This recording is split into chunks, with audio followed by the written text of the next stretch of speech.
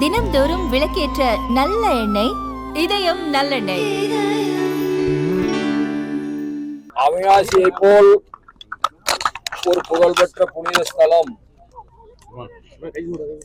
இல்லை என்று கூறுகின்ற அளவிற்கு சுந்தரருடைய வருகையால் இந்த மண் மகத்தான புனிதத்தை அந்த அவிநாசியப்பனுடைய அருளால், கருணாம்பிகை அருளால் பெற்றது.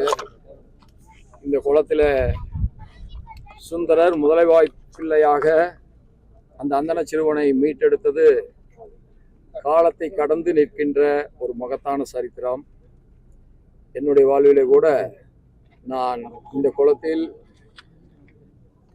சுந்தரர் குருபூஜைக்கு வந்த ஒரு நாளில் 5 வயது இருக்கிற பொழுது விழுந்து விட்டேன்.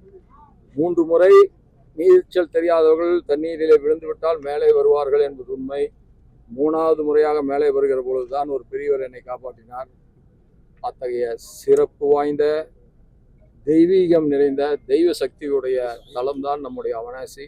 இன்றைக்கு அவிநாசி தலத்திலே வந்து சுந்தரர் பெருமானையும் அவிநாசி அப்பையரையும் கருணாம்பிகை தாயையும் வழிபட்டது மிகுந்த மனநிறைவை தருகிறது. ஒரே ஒரு கொஸ்டின், இந்த போராட்டத்தில் மேற்கொண்டிருக்காங்க நீட் தேர்வு முறைகேடு,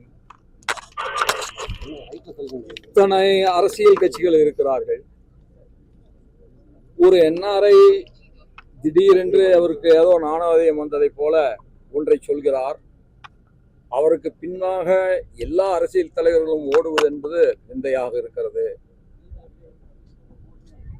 இதற்கு மேல் நான் இதை பற்றி சொல்வதற்கு ஒன்றுமில்லை. அரசியல் தலைவர்கள் அரசியலை முன்னின்று நடத்த வேண்டும், மக்களுடைய உணர்வுகளை புரிந்து கொண்டு நடத்த வேண்டும். அந்த வகையில இன்றைக்கு புதிதாக ஒரு NRIயினுடைய பின்னாடி ஏதோ எல்லோரும் ஓடுவதை போல ஒரு தோற்றம் ஏற்படுத்தப்பட்டிருக்கிறது.